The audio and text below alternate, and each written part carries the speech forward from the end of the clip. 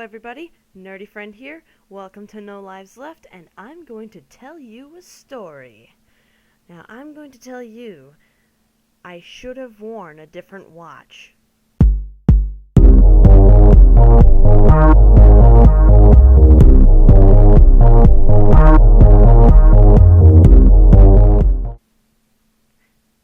I found this story on Creepypasta.org, and it's actually relatively new. According to this website, it says that the post date was January 29th, 2015. So, like I said, it's pretty new. So, let's dig into this new pasta.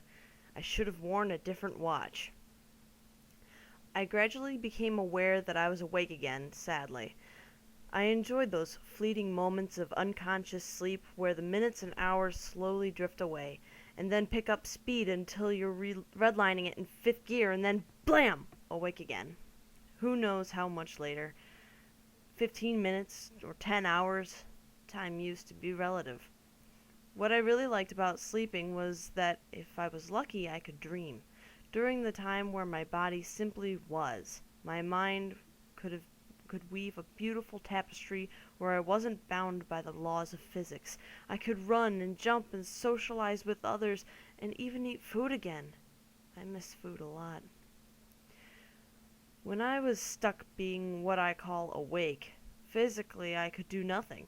I don't mean that I had nothing to do, but that I could not move a muscle. I wasn't paralyzed. Even a quadriplegic can blink and move their eyes around. At least they can breathe and have a heartbeat. Not that looking around would have done much for me. I had been in the darkness for longer than I could fathom. Or maybe not. I had no way of telling time. I wore a watch, but it didn't glow in the dark. No backlit digital screen for me. I vaguely remembered that, at one point, I thought I could hear the soft ticks of the watch as the hands made their rounds.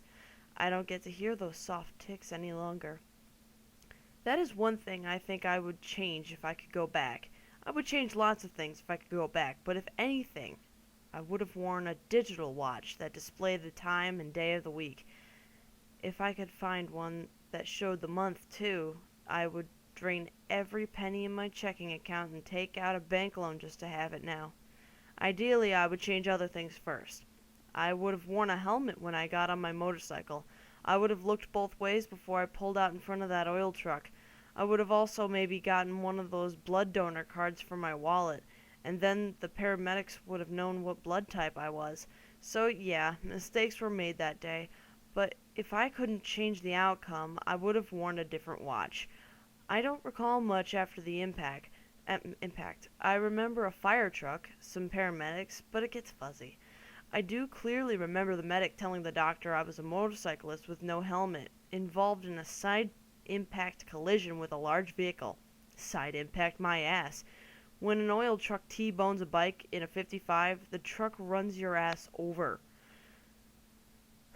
The doctor just shook his head and mumbled that us bikers were just organ donors anyway.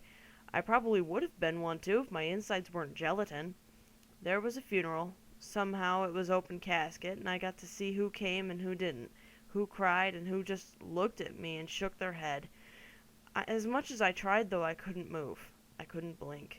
All I could do was just be there, with some vague consciousness that I was there and what was around me. Sadly, those were the good times. Things only got worse from there. My casket was closed, and I never saw light again. I heard the thud of dirt as they covered my casket, and then I was completely alone with nothing but the soft, rhythmic clicking of my wristwatch to keep me company. Just me, my thoughts, and my wristwatch. I don't know how long I've been down here in this hole, but I really wish I worn a different watch. And that is the story of I should have worn a different watch. Holy shit. This is a mind-blowing story.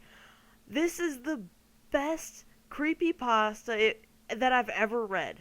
There's nothing wrong with it. There's a really good plot twist, and I don't even know if the guy's like in a coma or dead.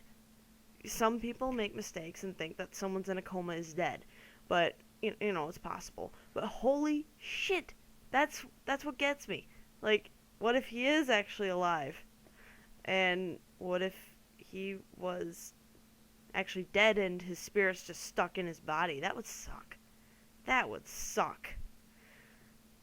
Anyways, this is like I said, a really good story. I can't even get over it. There aren't even spelling mistakes. There's no errors at all. I can't hate on this for any reason at all. And for that I am very glad. This is a story that's easily 10 out of 10. That hasn't happened before. So this is a story that you should base your work on. You know, like, how should a story be told? It left you wondering all the way to the end, and it was really good. This is, oh my gosh, I can't even think of anything else to say about it. Just holy explosion in the head. Alright, so like I said, 10 out of 10. This is like the shortest video I've ever done, pretty much. So, if you liked this one, and you better, hit the like button. And don't forget to subscribe to the channel, and to encourage my bad behavior. And don't forget to tell your family and friends about this channel. And if you want me to read something that I've written, see if I could do any better, please say so in the comments below. And if you have a creepypasta idea that you want me to read, please tell me in the comments as well. With that, I will see you next time. Bye!